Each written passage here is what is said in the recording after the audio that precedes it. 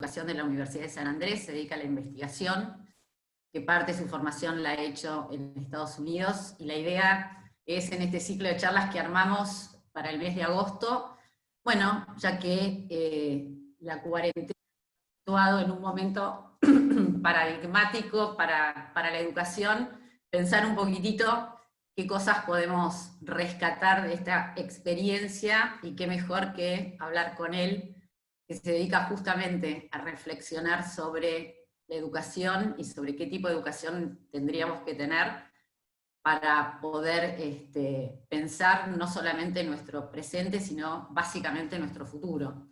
Cuando el otro día estábamos haciendo con Ezequiel un repaso de cuáles serían las preguntas sobre las que nos gustaría hablar, la primera de la que hablamos era, bueno, si realmente en este contexto es posible que aprenda, ¿no? Y por ende aprenda. No solamente centrarnos en los chicos, sino nosotros como escuela, como instituciones, si es posible que aprendamos de esta situación. Bueno, gracias Victoria. Cuando lo charlábamos, cuando preparamos un poco la conversación, lo imaginamos como un diálogo y focalizado en la comunidad del San Juan el Precursor.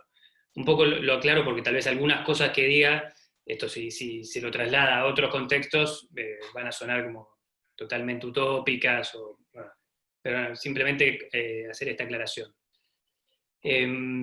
Algo para, antes de empezar, hoy renunció en Inglaterra la encargada de los exámenes estandarizados de Inglaterra, renunció, porque hubo un caos en Inglaterra por los IGCG que se toman todos los años, y que este año no se pudieron tomar, entonces quisieron hacer un algoritmo para poner números, exámenes a los chicos sin tomarlo, y eso generó un caos que llevó a la renuncia. En Israel volvieron a las escuelas y después volvieron a cerrar las escuelas. España está en una situación que parece que abre, pero no abre. Estados Unidos, el de Chicago, que es el distrito con más chicos, ya anunció que no iba a abrir este semestre.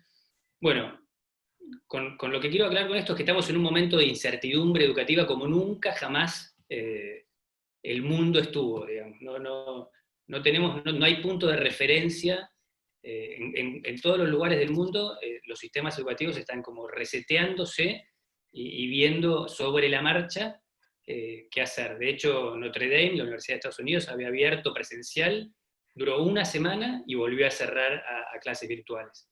Así que ese es el grado de incertidumbre el cual tenemos que vivir o imaginarnos el próximo semestre. Con lo cual, las conversaciones digamos, o las cosas que podemos compartir acá están supeditadas a este contexto hiper inestable, ¿sí? Entonces, la intencionalidad no es compartir así como futurología, porque nadie sabe realmente qué es lo que va a pasar, ni cuándo las clases van a volver, ni cómo van a ser a la vuelta, sino compartir algunos aprendizajes de, bueno, pasaron ya 4, 5, 6 meses, y vamos a hacer acá en Argentina, por lo menos hasta fin de año, de esta nueva escuela. Bueno, ¿qué aprendizajes hizo la escuela? Y bueno, un primer aprendizaje que me quería compartir con ustedes es que, digamos, desde todos lados se escucha que la presencialidad estaba sobrevaluada, ¿sí? Cuando hace una semana estaba entrevistando a chicos de secundaria por una investigación que estoy haciendo, los chicos me decían, con 3 días que vaya al colegio, lunes, miércoles y viernes, ya es suficiente. Yo siento que perdía el tiempo, ¿sí? Una escuela de clase media alta del conurbano bonaerense, ¿sí? Con lo cual, muchas cosas de las cuales uno decía, bueno, esto es imposible, ¿sí? Porque esto es presencial, ¿sí? Hoy tenemos Zoom de educación física, bueno, hoy tenemos un montón de cosas que al parecer eran imposibles y hoy ya no son imposibles. Con lo cual nos deja, digamos, por ahora el único argumento que me encontré que reforzaba así lo imprescindible de la presencialidad es gente que trabaja en el hospital, de residencias médicas, que me decía, mira, al no haber pacientes, las prácticas son digamos, el aprendizaje de los residentes en medicina es mucho más complicado, ¿sí? Ahí vemos una limitante, ¿sí? una limitante concreta, y este profesor de residencia me decía, mira, esta camada que no tiene los 50 casos que veía por día, sí, va a salir disminuida en sus capacidades. Pero más allá de esos espacios así, en el cual la práctica es así tan relevante, la primera impresión que nos deja estos 5 o 6 meses es que la presencialidad estaba sobrevalorada, y esto hay que aclararlo, no es solamente de la escuela, ¿sí? En las organizaciones, en las empresas también, había muchas empresas que decían, esto es imposible, esto es presencial, y hoy ya no lo dicen, ¿sí? Con lo cual esto no parecería ser un tema de las escuelas solamente.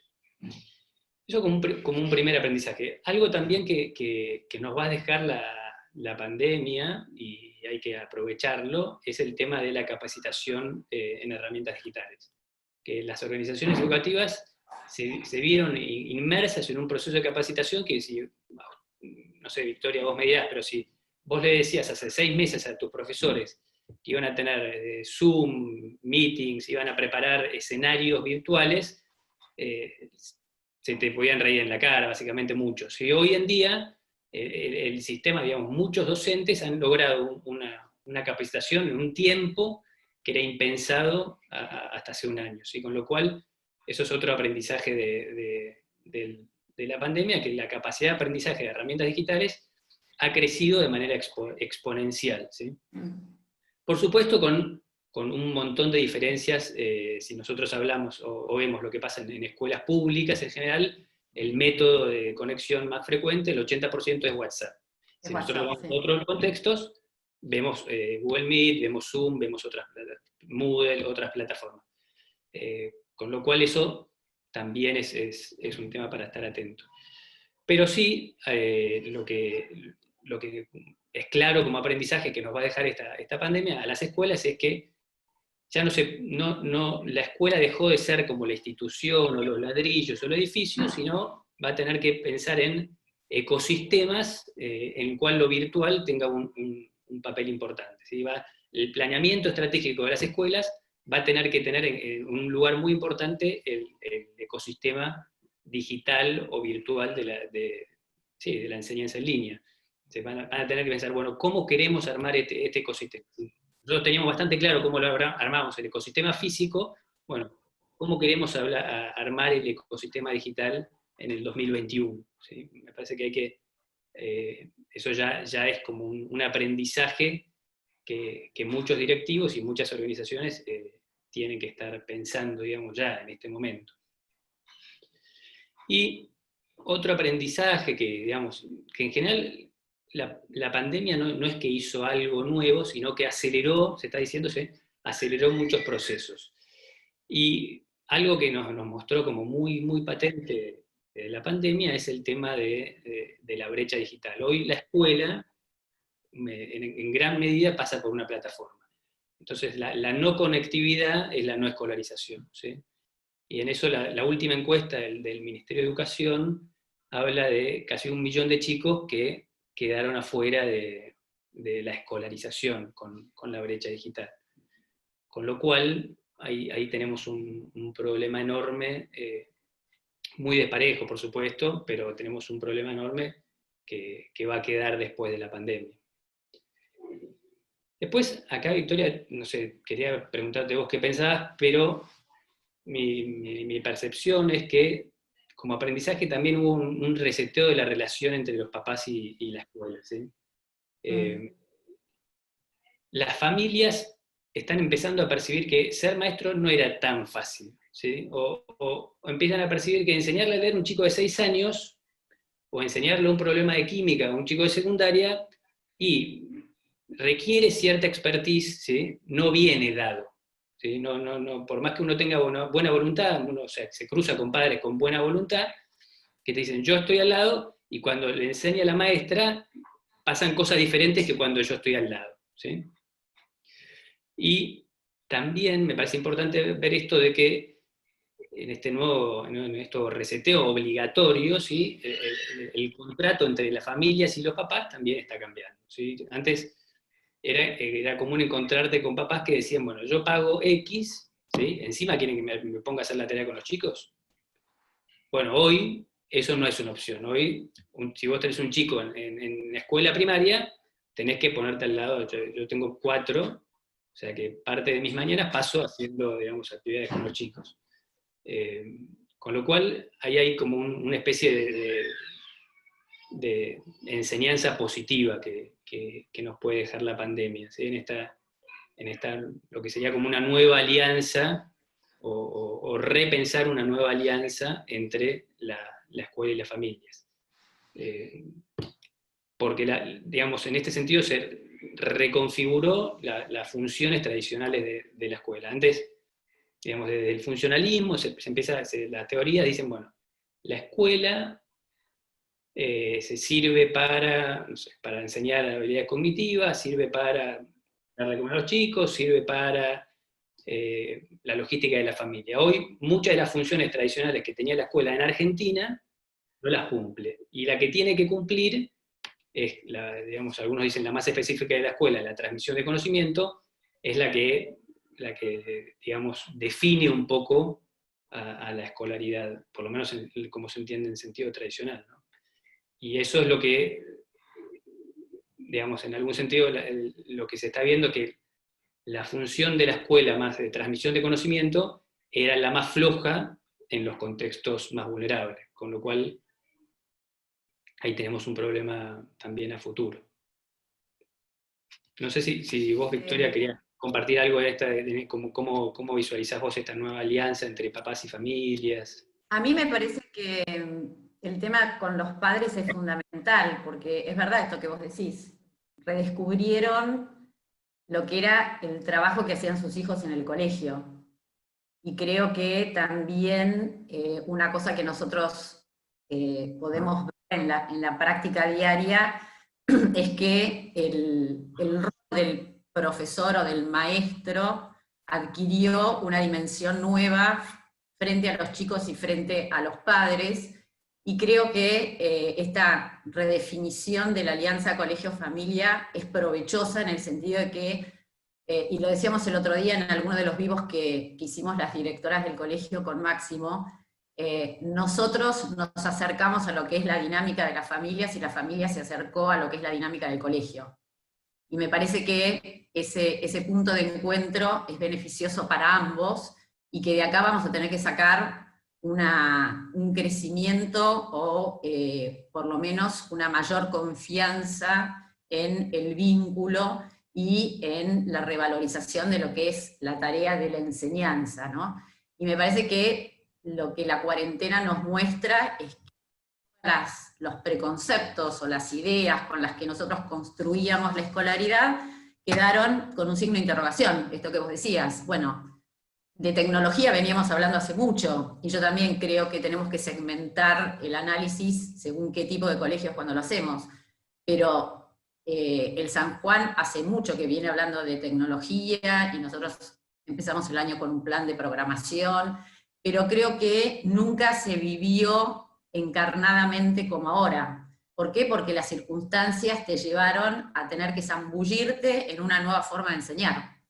Entonces creo que en términos de si fue posible aprender para la escuela, me parece que el aprendizaje fue enorme y tuvo la fuerza de no me queda, no tengo opción de hacer más o menos o como sí, sino que tiene que ver con, bueno, esto es el núcleo de herramientas que yo tengo para enseñar y no tengo otros.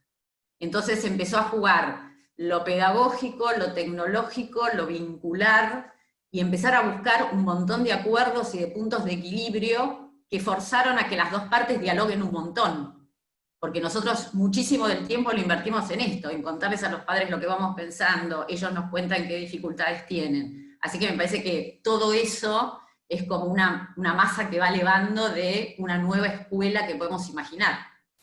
Totalmente, y acá los papás lo podrán decir. Yo nunca conocí tanto a las maestras de mis hijos como en estos 6 meses, digamos. Ya, y mismo hay muchos casos de desayunos de regalos. Bueno, eso genera una sinergia que era muy difícil de imaginar hace 6 meses, y me parece que es un aprendizaje para valorar. Algo que me lo había anotado como para compartir y para, digamos, todo esto que decimos digamos, el ecosistema digital, yo lo que quiero, digamos, ahí podemos caer como en la tentación de decir, bueno, ahora pasó todo a la enseñanza virtual, en línea, lo presencial ya no sirve, y yo ahí haría como una salvedad. Yo digo, cuidado con el extremo ese, porque digamos, la efectividad de la enseñanza no pasa por la modalidad, si es presencial o si es en línea o virtual. La efectividad de la enseñanza pasa por si los chicos aprenden, y cuánto aprenden, y si es significativo. O sea, puede ser un Zoom súper significativo, o un Zoom que digamos, que no Que no te diga genere nada. una clase presencial espectacular. O sea, cuidado con enamorarnos del medio, ¿sí? Cuando lo que tenemos que enamorarnos es de los aprendizajes que generen, digamos, ¿no? Cuidado no pasemos ahora a desmerecer lo presencial, porque también caeríamos en un extremo. Sí, obvio. No, y también estoy mirando acá lo que aparece en el chat, y es verdad, esto de revalorizar la figura del maestro, y lo que dice Alejandro, Alejandro es el vicedirector del segundo ciclo, Alejandro Trupakis, que también es profesor de sexto año, y esto lo podemos ver en las charlas con los chicos, y acá está Andrés Mazzola, que también es profesor de ciclo superior y nos puede contar al respecto. Los chicos valoran muchísimo el vínculo con sus profesores, y lejos de ser la tecnología, así como la estuvimos manejando en este periodo, un factor de distanciamiento, fue un factor de muchísima cercanía con los chicos. Y que los chicos también redescubrieron este rol humano del profesor que se acerca a ellos, aunque sea a través de un Zoom. Y me parece que es una paradoja muy linda, en un momento en que estamos sumergidos en la tecnología, y esto que vos decís, no endiosemos a la tecnología, vuelve a aparecer el vínculo como una de las llaves maestras para que se produzca un real aprendizaje. Totalmente. Todas las investigaciones te señalan que el vínculo es una condición necesaria. Tuve un Zoom con directores y supervisores de Mendoza la semana pasada, y hacíamos un ejercicio, una encuesta digamos, cuáles los directores, ¿no? ¿Qué aptitud están buscando en los profesores? Y lo que salió así masivamente fue el tema de la empatía, digamos. Están buscando personas empáticas, ¿sí? Un poco, después vamos a charlar un poquito sobre esto, sobre las habilidades blandas, pero digamos, Sí. no solamente los directores, ¿no? Sino también en empresas se están empezando a valorizar estas, lo que son llamadas habilidades blandas, ¿no? Y con este escenario, digamos, bueno, cambiaron todas estas cosas, nos cambió el enfoque, nos cambió el paradigma. Os diría así, bueno, ya aspiracionalmente, ¿qué imaginás que tendría que ser esa escuela que podríamos estar pariendo en este momento? Bueno, ahí, con la aclaración de que, digamos, algunas cosas pensando en la comunidad de San Juan, una regla de oro que habría digamos, que está, digamos, circulando, sobre todo Pazzi Salver, que es un reformador de Dinamarca, que están viendo sin niveles de estrés y, digamos, de angustia bastante importante en los chicos, y están hablando de lo que llaman ellos la regla de oro, ¿sí? Que la escuela que pensemos para la vuelta a clases tiene que tener la regla de oro de los 90 días o 3 meses, que serían 3 meses de una escuela en clave lúdica, ¿sí? Están diciendo, bueno, la reinserción de los chicos, ¿sí? Tiene que van a venir con altos niveles de estrés, después de una experiencia traumática, tiene que estar pensada en clave lúdica. Y él de hecho propone, digamos, hay que pensar en actividades recreativas, alargar recreos, que los profes de educación física tengan un rol preponderante. Tenemos que pensar la vuelta desde el juego, ¿sí? Desde encontrarnos de vuelta, resocializar, Sí. y marcando como diciendo, lo peor que podría hacer la escuela es diciendo, bueno, ¿dónde dejamos? O sea, tenemos que recuperar el tiempo perdido. Eso no funcionaría y no pondría en valor todos los aprendizajes que hicieron los chicos y las familias y los docentes en este tiempo. Sí, a mí se me ocurre pensando en esto que vos estás diciendo ahora y en algo que preguntó Ezequiel acá en el chat. La escuela tiene como una tensión entre, y de hecho salió en un montón de reuniones con padres, motivo como de estarlo pensando todo el tiempo. ¿Cómo hago para evaluar en un contexto como este? La educación argentina está acostumbrada a una escala numérica de medición del aprendizaje, que la podemos discutir hasta el cansancio y podemos pensar si es válida o no, y si eso realmente me refleja lo que un chico aprende o no aprende, y nos pone en un escenario de reflexión que tiene que ver, por un lado, cómo podemos, en este contexto, que sería lo de ahora, cómo puedo medir la evolución o ver la evolución del aprendizaje de mis alumnos hoy, para decir, bueno, los chicos que transcurren este año escolar en el San Juan, pese a su particularidad, están en condiciones el año que viene de poder continuar con su trayectoria escolar. Y por otro lado, esta discusión, que es un poco más filosófica y más generalizada de la educación, de, bueno, cómo hacemos para manejar la tensión entre lo que es el aprendizaje de contenidos, las habilidades blandas, lo que tiene que ver con una formación humanística, un poco esto de decir, bueno, cómo maneja el colegio la tensión del desarrollo de un alumno que tiene que salir bien preparado para el mundo del trabajo, para el mundo de la universidad, y al mismo tiempo lo tengo que formar y le tengo que permitir que se enamore del aprendizaje, se enamore de estudiar. Ahí también me parece que tenemos un nudo para ir como sacando distintos hilos para ir analizando. Sí, ahí coincido totalmente. Ahí el riesgo sería caer en la discusión más exigencia, menos exigencia.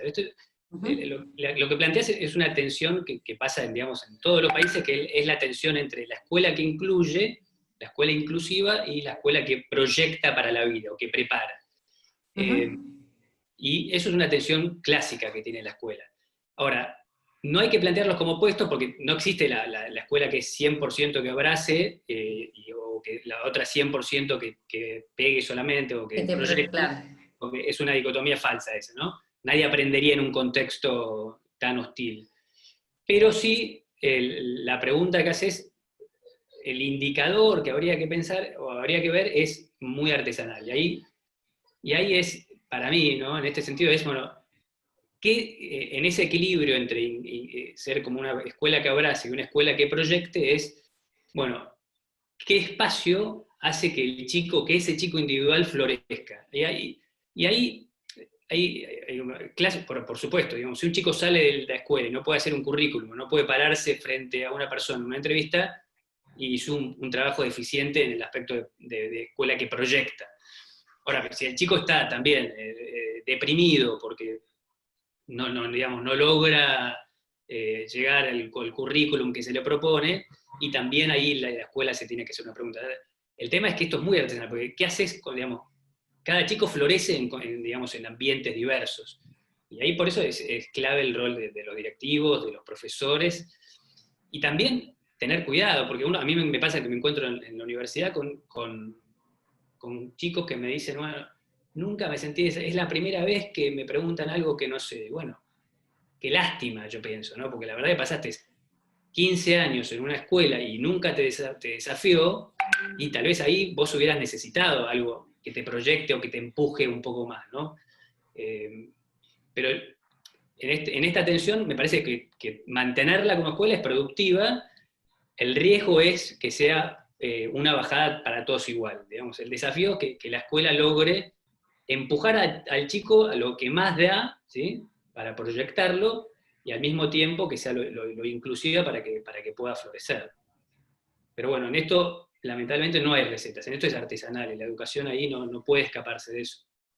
Sí, y me parece que también, así como no podemos dar una respuesta para eso, me parece que para todos, para los profesores, para los maestros, es como un desafío que prácticamente te dice, bueno, el esquemita con el que a vos te formaron y con el que vos por ahí enseñaste X cantidad de tiempo, y bueno, lo tenés que repensar. Y me parece que si hay, en todo este proceso, si hay una profesión que ha sido desafiada, es la profesión docente.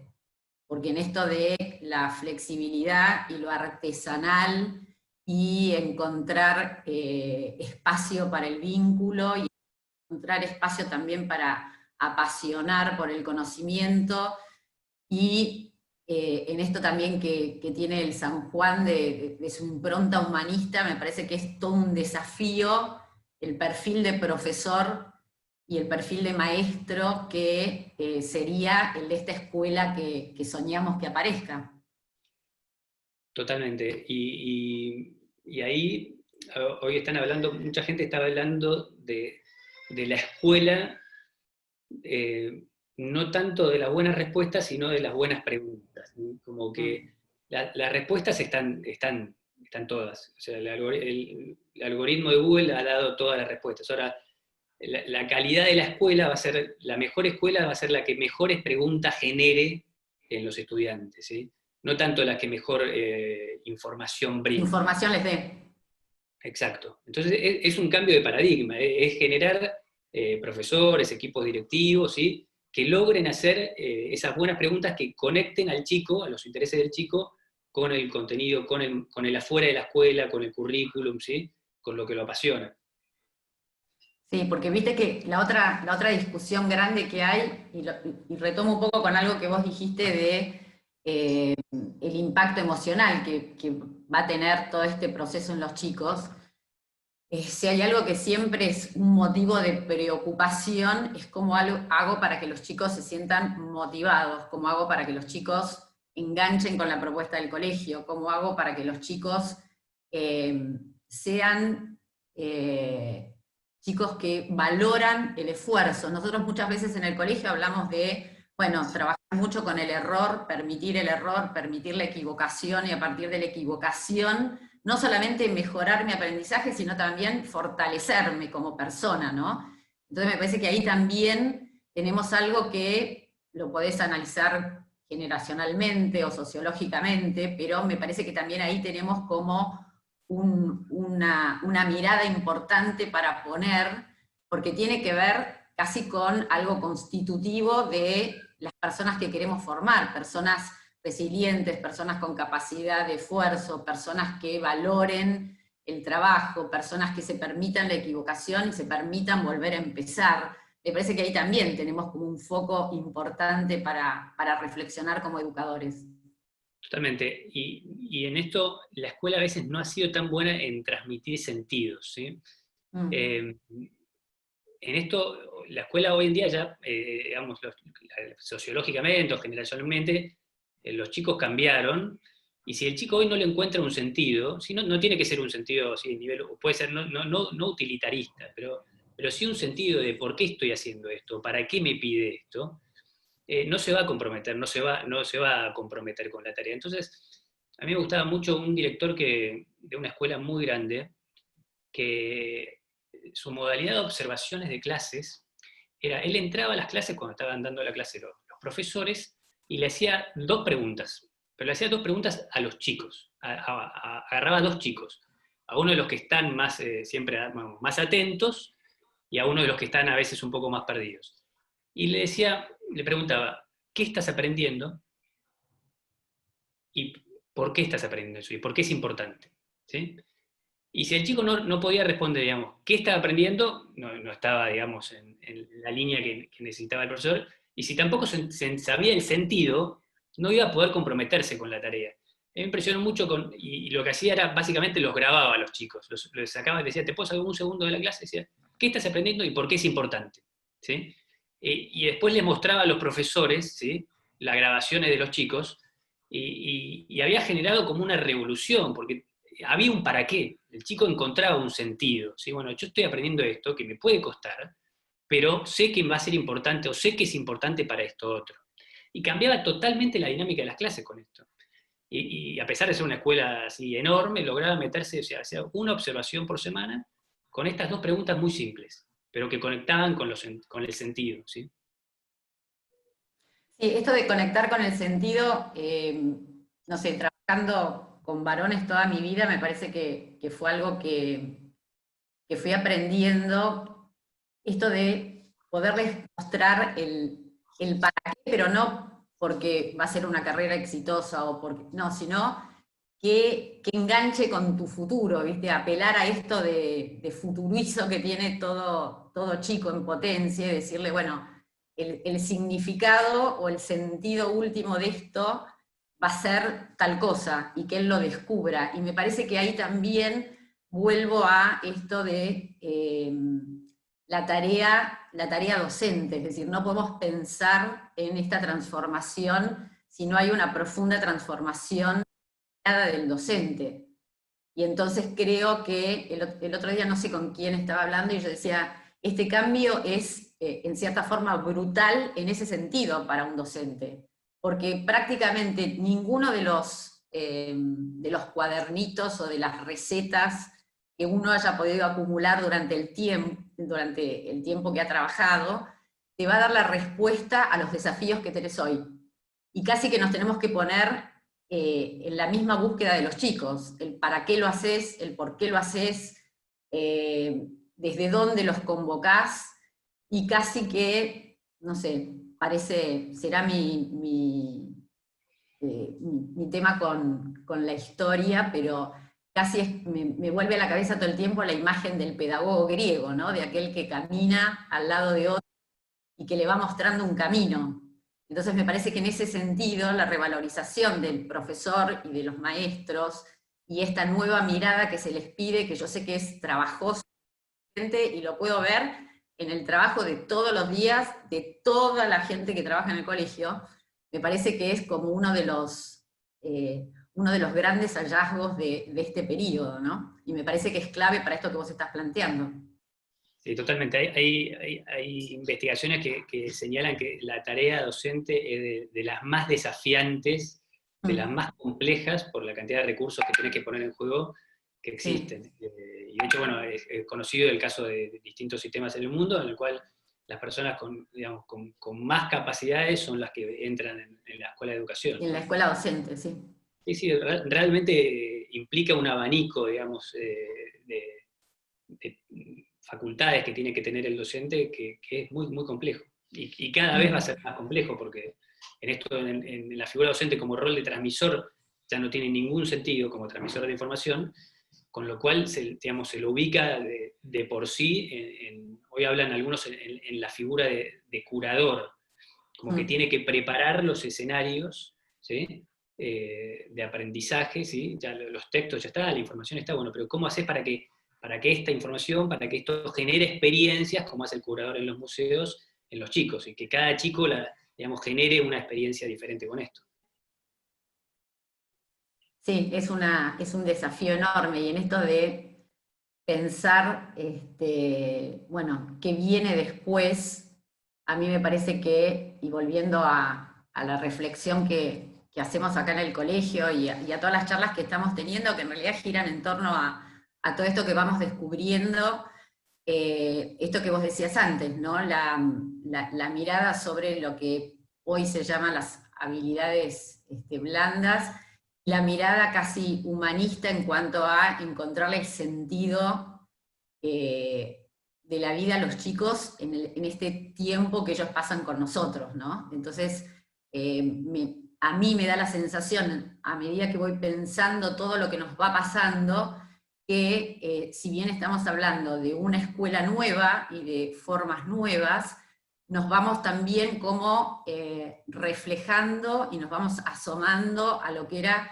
primitivamente y más esencialmente la educación, en esto de acercar sentido, acercar valor, acercar cosas que nutran a la persona, que definan a la persona, que los ayuden a transformarse en ciudadanos del mundo que valgan. Y esto a mí me hace reflexionar muchísimo sobre aquello que es como, bueno, la esencia del colegio, y vos como exalumno sabés en torno a qué se juega la esencia del colegio. Entonces un poco lo que yo pienso, y retomo esto preguntando a Alejandro, es si considerás que la formación humanística es cada vez más necesaria. Y si estamos hablando, salvando las distancias, de lo que era el humanismo clásico, en este sentido de una formación integral y de un descubrimiento de la persona. Sí, mira, totalmente, ahí justo cuando revisaba algunos papeles para preparar la conversación, encontraba una cita del fundador de Singularity, que él básicamente estaba buscando gente con formación humanista en Liberal College, ¿no? Porque decía que venían preparados de una manera diferente. Y se relaciona con la integralidad, para mí, que mencionas vos, que hoy tiene, digamos, otro nombre. Ahí en los 90, un premio Nobel de Economía, Heckman, empieza a estudiar, bueno, hace un estudio súper interesante. Empieza la gente que cuando terminan en la secundaria ahí daban un examen que permite ingresar a la universidad.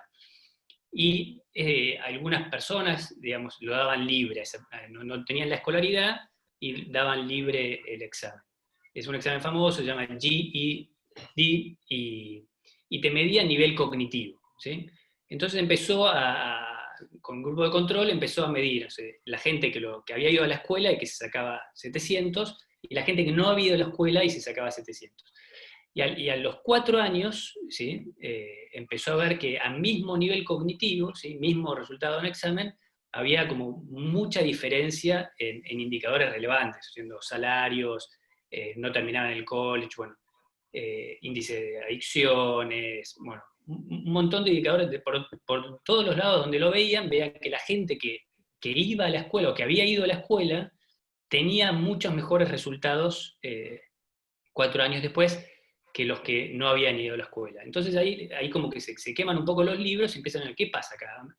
Y empezaron a descubrir que los indicadores cognitivos no eran buenos predictores, básicamente. Y empezaron a ver, bueno, cuáles son los buenos predictores de, que se llaman éxito o suceso, que te vaya bien en la vida, básicamente. Y empezaron a ver que las cognitivas no eran. Entonces este hombre empieza a ponerle nombre a este conjunto de cualidades que él dice, bueno, que no pasaban tanto por, digamos, el éxito en la vida no pasaba tanto por las cognitivas, se daban cuenta también que no pasaba tanto por las habilidades sociales, o la sociabilidad, no pasaba tanto por la apariencia física, sino más por lo que empiezan a denominar como una especie de perseverancia, grit, resiliencia. Empezaron a darse cuenta que este tipo de cualidades que los puede desarrollar una buena formación humanista, como esta capacidad de tener metas a largo plazo y poder cumplirlas, son las que eran los indicadores de éxito digamos, en la vida posterior. Con lo cual toda la formación humanística clásica que brinda esa capacidad de superación, si querés, o esa capacidad de mirar al futuro, hoy se llama GRIT, y bueno, y se la analiza, digamos, de todos lados que te puedas imaginar, de concurso de letreo hasta gerentes de ventas, y bueno, les preguntaron, ¿cómo sabés que esta persona que vas a contratar es buena o va a tener éxito? Y lo que se vio, lo que muestran las investigaciones, que el éxito está determinado en gran medida por este tipo de habilidades, esa hacer bien su trabajo, esa superación, ¿sí? Con lo cual, estas llamadas habilidades blandas pasan a ser las duras hoy. Claro, Hoy día, las cognitivas te las hace un algoritmo, básicamente. En cambio, las otras no. Y se empezaron a revalorizar, ¿no? Un tema que hay que tener en cuenta para esto es que estas habilidades blandas no se pueden enseñar. No puedo dar una clase de resiliencia o de perseverancia y los pibes que sean más perseverantes, obviamente. Hay como una especie de desafío, ¿sí? La pregunta clásica que hace la gente, bueno, ¿y cómo se enseña esto? ¿Cómo se enseñan estas cualidades a los chicos? Y básicamente lo que están mostrando las investigaciones es que se enseñan a través de ecosistemas. Tenés que tener una comunidad resiliente, profesores resilientes, perseverantes, con estas cualidades, para que se generen estos ecosistemas que se puedan, digamos, explayar, digamos, estas aptitudes. No vas a sacar chicos más resilientes dándoles clases de resiliencia, básicamente. Sí, por eso me parece que todo lo que tiene que ver con educación emocional, todo lo que tiene que ver con esto de ser modelos y que las familias sean modélicas, que los docentes seamos modélicos en estas habilidades blandas, me parece que es fundamental. Y acá tenés otro cambio de paradigma enorme, porque en realidad te pones a enseñar algo que no lo podés enseñar explícitamente, sino que va a venir con el tiempo, va a venir con el ejemplo, va a venir con la formación de estos ecosistemas que vos estás mencionando, y que casi que traslada el eje de la educación desde lo que ha sido tradicionalmente, que es la pura información, a lo que tiene que ver con estas habilidades que no se enseñan en términos tradicionales y que tienen más que ver, si vos querés, con lo que pasa en una casa cuando vos a un chico le vas enseñando a lo largo de los años determinadas formas de actuar y determinados hábitos, es decir, todo aquello que se va sedimentando con el tiempo y con la exposición a esa experiencia. Entonces es como que es un desafío enorme el cambio de eje, por un lado, de cuál es el objetivo de enseñanza, y el otro tema, que quizás me imagino que es abordado en las investigaciones, tiene que ver con el otro gran monstruo sagrado de la educación, que es la evaluación. Es decir, ¿qué sentido tiene una evaluación sumativa formal tradicional como forma de promoción y como forma de certificación de saberes, cuando en realidad hoy sabemos que la educación se juega en otro lado y simplemente lo acumulativo del saber son pretextos, si vos querés, para ir como construyendo todo lo otro? Sí, y ahí también hay que tener cuidado o matizar porque si bien este nuevo paradigma, o sea, pone en primer lugar la relación docente-alumno y estos ecosistemas, también digamos, el aprendizaje de contenidos, si querés, o esa superación, es una gimnasia que funciona muy bien también, o que puede funcionar muy bien para generar estas otras aptitudes. Claro.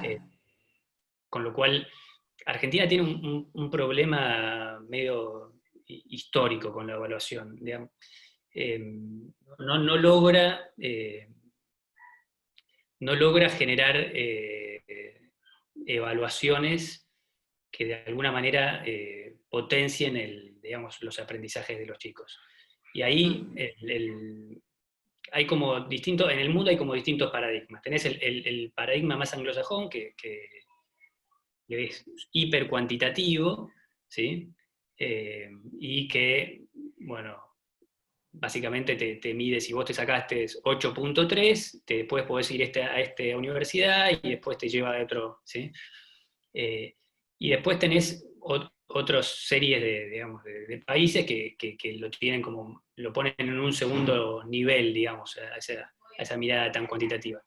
El problema de Argentina es que no tiene ni uno ni la otra, y que no logra generar, digamos, no logra usar a la evaluación como un instrumento de aprendizaje. Muchas veces Argentina es uno de los pocos países en el mundo que tiene lo que se llama la promoción en bloque, que si un chico se lleva 4 o 5 materias, repite todo, o sea, tiene que volver a dar lo que ya aprendió, lo cual es una cosa que cuando se lo explicas a gente de afuera no lo pueden entender No lo pueden nunca, porque entender. dicen, no, pero claro, pero ¿por qué decía así? Física o matemática o biología ya la aprendió, se supone, y está acreditado. No, pero tiene que dar todo de vuelta. Con lo cual este sistema digamos, de promoción en bloque no tiene ningún sentido desde lo formativo y digamos, desde las estadísticas, si querés, está súper comprobado que la repitencia, que la repitencia después no genera, digamos, mejores resultados académicos, al revés. Al revés, sí. De hecho, al revés. Y, digamos, yo tuve la oportunidad de visitar, de trabajar en escuelas en Estados Unidos, y no existe la repitencia, digamos, si querés, había como distintos tracks, ¿sí? para gente con distintas capacidades, que después es discutible, porque es cierto también que muchas veces los latinos terminaban estudiando solamente cultura, no sé, así de segundo nivel, si querés, conocimiento de segundo nivel, pero no estaba en mente dejar al chico afuera de la escuela, ¿sí? Y menos como castigo. O sea, en ese sentido, plantear, digamos, seguir con términos de repitencia a nivel estadístico de evidencia no tiene sentido. Bueno, yo no sé si se dieron cuenta, pero increíblemente son las 8 menos 10, ¿puede ser? Pasó volando, volando. Sí. Así que yo te quería hacer como una última, que nos hagas una última reflexión y después por ahí, me encanta lo que puso Fernando, se podría hablar de la clásica educación humanista en las virtudes, tal cual, sí. Eh, Pensar, bueno, el San Juan está pensando en el 2021 y con todo esto que hemos hablado y con todas las incertidumbres del caso, si yo te dijera, bueno, te pido por favor que, a ver, me digas, según tu mirada, cuáles serían los 4 o 5 ejes a donde tendríamos que apuntar para capitalizar todo lo que nos pasó, todo lo que aprendimos, no perder lo que somos en esencia, no perder nuestro ideal, digamos, de alumno. ¿Qué me dirías? Y Victoria, yo miraría para... Y yo miraría, a ver, esto es solamente, a ver, pensando en la comunidad de San Juan, pero yo miraría algunos indicadores, si querés, para, digamos, para ver como termómetro. Yo miraría en el San Juan, miraría, bueno, cuántos chicos están yendo a misionar, ¿sí? Porque eso te habla Ujú. de cierto dinamismo sí, o cierta ahí vida espiritual que habla de la integralidad. Y en esto, digamos, lo dice Howard Gardner, digamos, con otras palabras, habla de inteligencia existencial, Sí, algunos hablan de inteligencia espiritual, digamos, y eso me sí. parece como un valor agregado de San Juan. Digamos, ahí miraría, bueno, cómo está eso. Eh, Después, algo para mirar también digamos, me parecería que pensando en el San Juan, que siempre fue un colegio así tan, sí, tan importante, yo estaría pensando en esto, bueno, cómo en el 2021 estoy articulando modalidades de enseñanza que mezclen lo virtual con lo presencial. Con lo presencial. Sí, Ujú. y que me perdonen, y voy a ser víctima, digamos, pero me parece que no puede, la función de la escuela no puede ser cuidar a los chicos mientras los padres trabajan. Me parece que habría que repensar como familia y escuela, bueno, ¿qué pasa ahí? Porque esto que me decían los chicos que les hacía entrevistas, diciendo, yo siento que perdía el tiempo, y a mí me hizo mucho ruido que un chico de 15 años me diga, estoy perdiendo el tiempo yendo a la escuela. Sí, eh, un montón.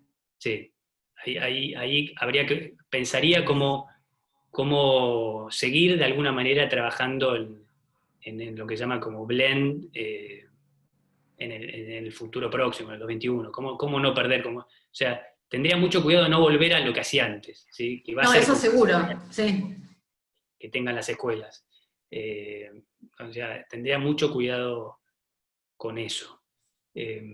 Y después otro indicador también es el grado de entusiasmo que se tiene que ver en los chicos. Si vos te encontrás si tuviste 15 años, digamos, y salís del colegio y no sabes qué te gusta, qué no te gusta, no probaste, no estás entusiasmado, no te entusiasma con nada, o sea, ahí también me generaría alguna pregunta.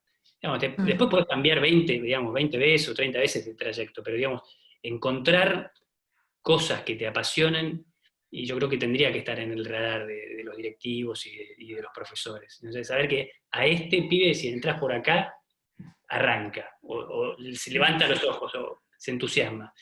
y yo creo que estaría bueno que la escuela pueda tener esa mirada o empezar a tener esa mirada.